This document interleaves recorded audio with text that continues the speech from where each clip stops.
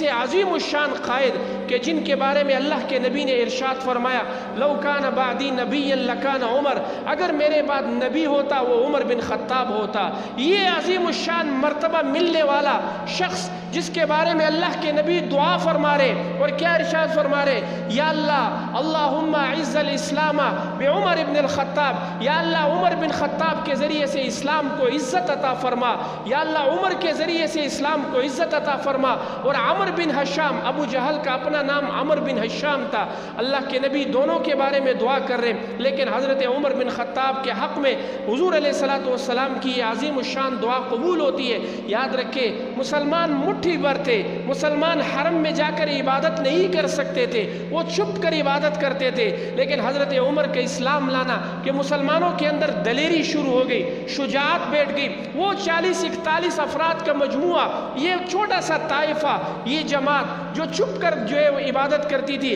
آج عمر بن خطاب کی سرپرستی میں اور سینہ تان کر حرم کے لیے جا رہے، دو صفیں بنی ہوئی ہیں، ایک صف حضرت عمر کی جو ہے جماعت میں، ایک صف حضرت حمزہ کی جماعت میں، اور یہ سینہ تان کر حرم کے اندر جا کر عبادت کرتے ہیں۔ حضرات محترم، سب سے پہلا سجدہ حضرت عمر کی اقتداء میں حرم کے میدان پر ادا کیا گیا۔ یہ فضیلت اللہ نے حضرت عمر رضی اللہ تعالیٰ عنہ کو دی ہے۔ یہ وہ شخصیت ہے جن کو فاروق کا لقب یہ حضور علیہ السلام کی زبان اطہر سے ملا۔ یہ فاروق کا لقب ان کو ملا کیسے؟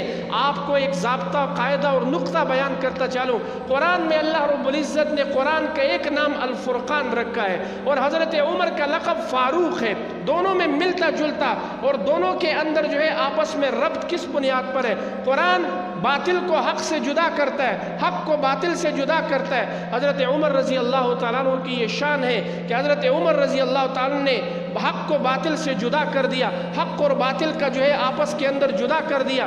یہ شان فاروقیت ہے جو اللہ رب العزت نے حضرت عمر رضی اللہ تعالیٰ عنہ کے دیے، جو قدم قدم پہ اللہ کے نبی کا ساتھ دینے والے، حضور علیہ السلام کی رفاقت میں ہر وقت حضور علیہ السلام کے ساتھ ہے، اور تلوار اس لیے حضور علیہ السلام حدیث میں ہم خطبے کے اندر پڑھتے ہیں وَأَشَدُّهُمْ فِي أَمْرِ اللَّهِ عمر، کہ عمر دین کے لیے کافروں کے مقابلے میں انتہائی سخت ہے، اور وہ سخت صرف دین کے لیے تھے۔ یہ تو اسلام کی بات آتی ہے، عمر گڑ گڑا کر راتوں کو روتے ہیں، سر بسجود ہوتے ہیں، مسلمانوں کے حقوق پہچانے کے لیے عمر ساری رات روڈوں پہ گشت کرتے ہیں۔ عمر کو یتیم کی بھی فکر ہے، عمر کو بیوہ کی بھی فکر ہی ہے، عمر کو بے آسرا کی بھی فکر ہے۔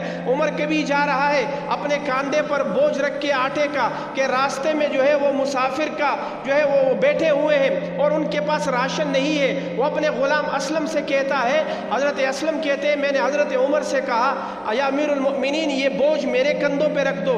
حضرت عمر کا وہ تاریخ رقم جملہ سنے، حضرت عمر کیا ارشاد فرماتے ہیں، کہہ رہے اسلم کیا قیامت والے دن تو میرا بوجھ اٹھائے گا جو آج میں یہ تیرے اوپر رکھوں؟ حضرت عمر یہ کون سے خلیفہ ہے؟ 40,000 مربع میل پر جس کی حکومت ہے، ملک پاکستان ایک چھوٹی سی ریاست ہے، چھوٹی سی ریاست، ایک چھوٹا سا ملک ہے۔ ایسے غالباً علماء نے لکھا ہے 6 یا 7 ملک ملا دے، اتنی بڑی ریاست پر حکومت کرنے والے حضرت عمر بن خطاب رضی اللہ تعالیٰ عنہ ہے۔ اور حال کیا ہے کہ ساری رات گشت کر رہے ہیں، لوگ سو رہے ہیں، حضرت عمر جاگ رہے ہیں، لوگ سو رہے ہیں۔ حضرت عمر کو جو ہے وہ ہر جو ہے بے آسرا کی بھی فکر ہے، حضرت عمر رضی اللہ تعالیٰ عنہ کو یتیم کی بھی فکر ہے۔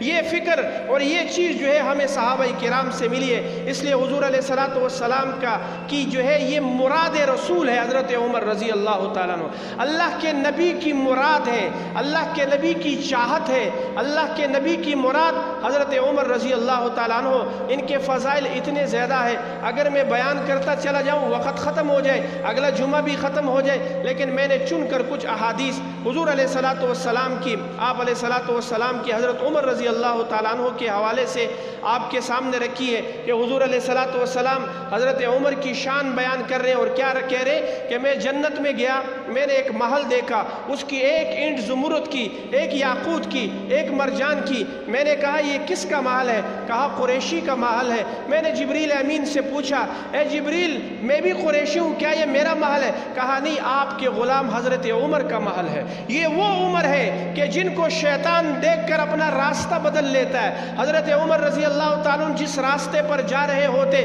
شیطان اپنا راستہ بدل لیتا، اور آج کا شیطان